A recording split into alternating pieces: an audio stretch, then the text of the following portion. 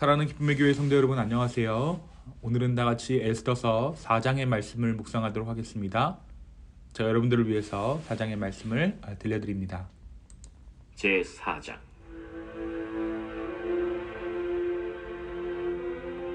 모르드게가 이 모든 일을 알고 자기의 옷을 찢고 굵은 베옷을 입고 재를 뒤집어 쓰고 성중에 나가서 대성통곡하며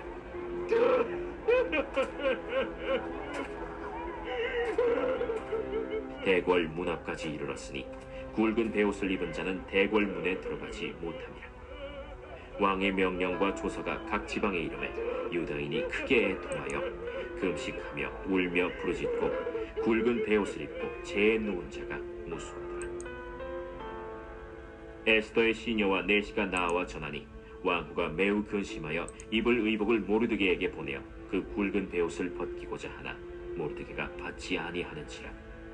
에스더가 왕의 어명으로 자기에게 가까이 있는 내시 하닥을 불러 명령하여 모르드게에게 가서 이것이 무슨 일이며 무엇 때문인가 알아보라 하매 하닥이 대궐 문 앞 성중 광장에 있는 모르드게에게 이르니 모르드게가 자기가 당한 모든 일과 하만이 유다인을 멸하려고 왕의 금고에 바치기로 한 은의 정확한 액수를 하닥에게 말하고 또 유다인을 진멸하라고 수산궁에서 내린 조서 초본을 하닥에게 주어 에스더에게 보여 알게 하고 또 그에게 부탁하여 왕에게 나아가서 그 앞에서 자기 민족을 위하여 간절히 구하라 하니 하닥이 돌아와 모르드게의 말을 에스더에게 알리매 에스더가 하닥에게 이르되 너는 모르드게에게 전하기를 왕의 신하들과 왕의 각 지방 백성이 다 알거니와 남녀를 막론하고 부름을 받지 아니하고 안뜰에 들어가서 왕에게 나가면 오직 죽이는 법이요 왕이 그 자에게 금규를 내밀어야 살 것이라.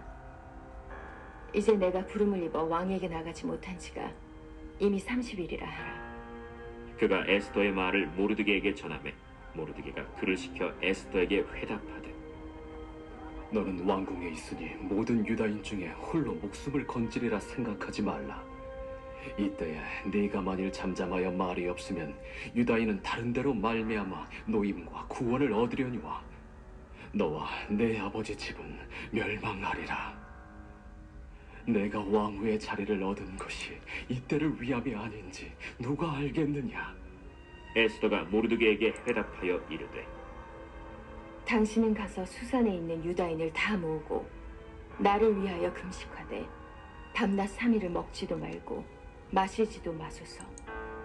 나도 나의 시녀와 더불어 이렇게 금식한 후에 규례를 어기고 왕에게 나아가리니 죽으면 죽으리이다 하니라. 모르드게가 가서 에스더가 명령한 대로 다 행하니라. 아멘. 네, 우리 오늘 다 같이 함께 에스더서 4장의 말씀을 묵상합니다. 우리가 어제 3장의 말씀을 통해서 왕이 높인 하만이라는 자에게 절하지 않았던 모르드게의 이야기를 함께 보았습니다. 이 모르드게라는 자가 왜 왕의 명령을 거역하는 줄 알면서도 하만에게 절하지 않았는가 하는 그 동기에 대해서 우리는 자세히 알 길이 없습니다.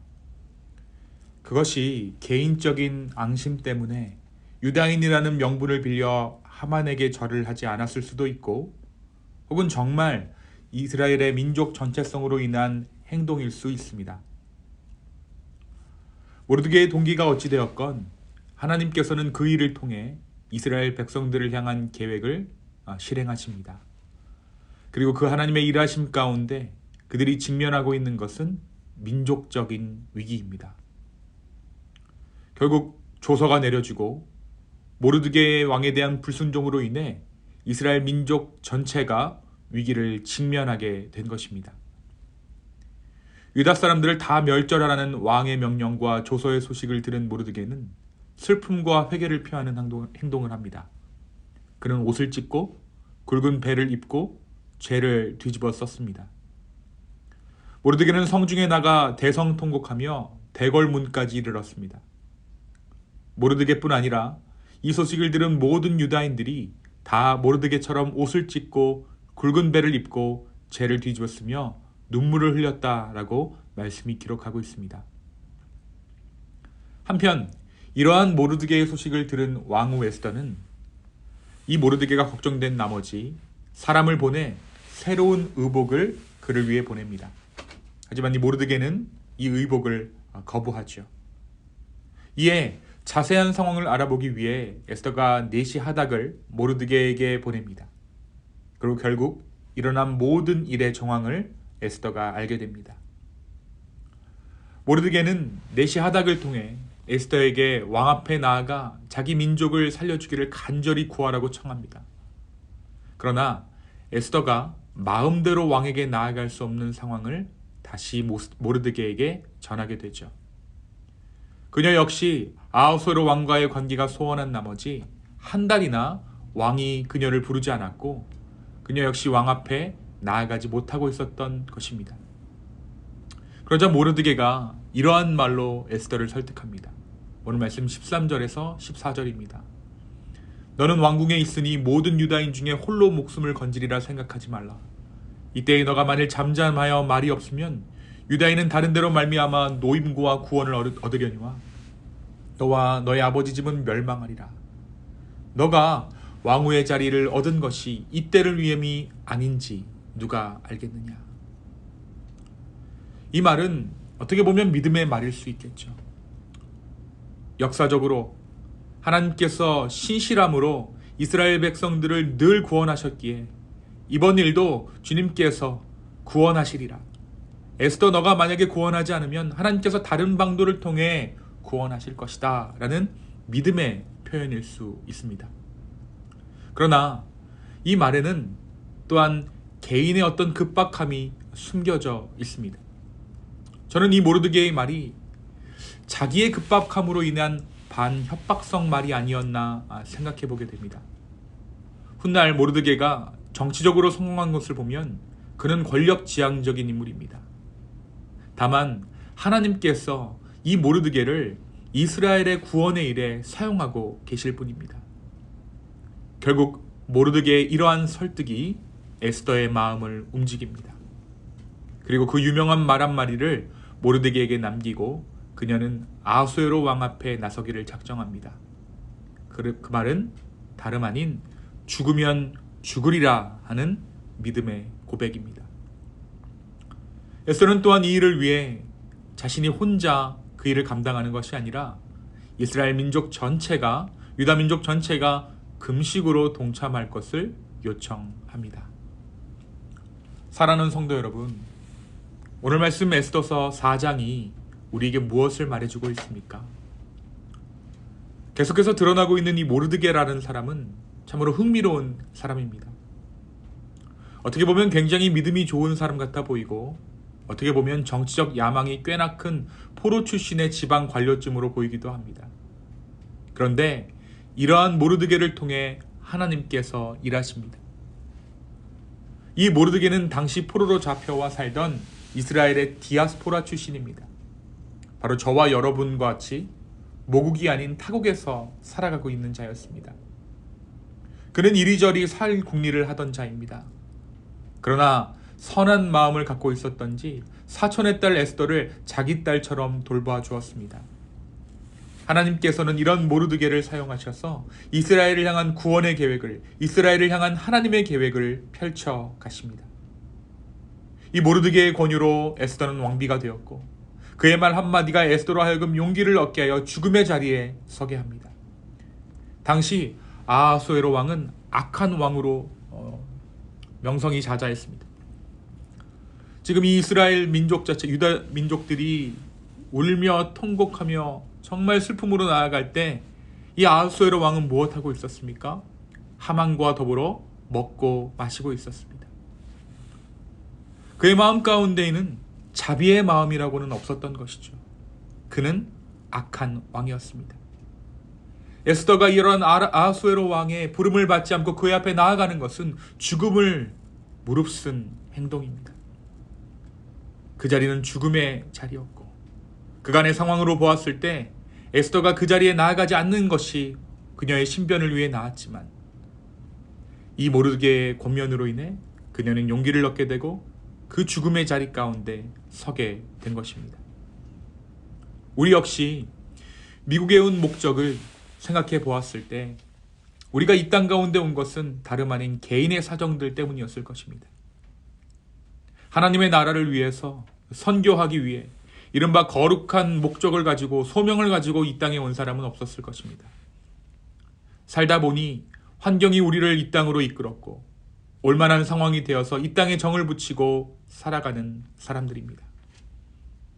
하나님께서는 하나님의 일을 그러한 자들을 통해서 이루시는 분입니다. 우리가 주일 말씀에서도 고백했듯이 내가 거룩하고 선하기에 하나님의 일을 하는 것이 아니라 하나님의 일이 선하기에 우리가 하나님의 일 가운데 동참했을 때 거룩의 은총을 입는 것입니다. 오늘 하루 나를 통해 이루어지는 하나님의 일들을 주목하는 저와 여러분 되기를 예수님의 이름으로 축원합니다. 또한 오늘 말씀은 우리에게 죽으면 죽으리라 하는 삶의 자세가 주는 구원의 축복에 대해서 말해주고 있습니다. 여러분, 우리가 책임을 회피하려 하고 또한 죄를 짓고 어떻게 하면 아닌 척하고 살까, 어떻게 하면 이 죄에 대한 책임을 회피할까 하면서 살 때가 있습니다. 죄는 맞는데 죄가 아닌 척하고 살고 싶은 순간입니다. 또는 내가 마땅히 해야 할 그 일을 하지 않고 그냥 은혜로 뭉개고 싶을 때가 있어요.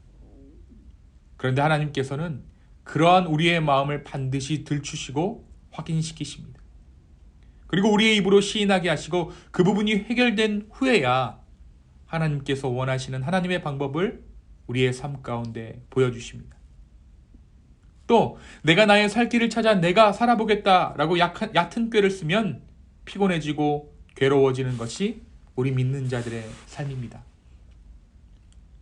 하지만 우리의 인생 가운데 죽으면 죽으리라 하는 자세로 우리의 인생을 대했을 때, 또한 삶이 흔들릴 정도의 큰일을 만났을 때 인생의 결정의 순간 가운데 우리가 죽으면 죽으리라 하면 반드시 하나님은 우리에게 살 길을 내시는 주님이십니다. 주님, 이 십자가를 내가 지겠습니다. 내가 이 일에 대한 내가 책임을 지겠습니다. 라고 말하면 우리 하나님은 그 십자가를 대신 짊어져 주시는 은혜의 하나님이 되어 주십니다. 사랑하는 성도 여러분, 죽으면 죽으리라 하는 이 믿음의 고백이 바로 오늘을 사는 저와 여러분의 고백되기를 소망합니다. 바로 그때 하나님의 은혜는 우리의 삶 가운데 임하게 될 것입니다. 오늘 죽으면 죽으리라, 이 은혜가 우리의 삶 가운데 충만하여지기를 예수님의 이름으로 축원합니다. 이 시간 함께 기도하겠습니다. 주님, 오늘도 우리의 이런 평범한 삶을 통해서 하나님의 나라를 이루시는, 하나님의 일들을 이루시는 그 놀라운 섭리를 우리가 보았습니다. 주님, 우리는 우리의 목적을 위해 살지만 그러나 우리를 통해 일하시는 그 하나님의 섭리로 말미암아 우리가 하나님 백성 되었음을 고백합니다. 주님, 나를 통하여 하나님의 일들을 이루어 주시옵소서. 또한 주님, 우리의 마음 가운데 죽으면 죽으리라 하는 믿음을 허락하여 주옵시고, 우리가 죽으면 죽으리라 할 때에 우리의 십자가를 대신 짊어져 주시는 그 하나님을 발견할 수 있도록 주여 우리의 삶에 믿음의 눈을 허락하여 주시옵소서. 주님, 감사합니다.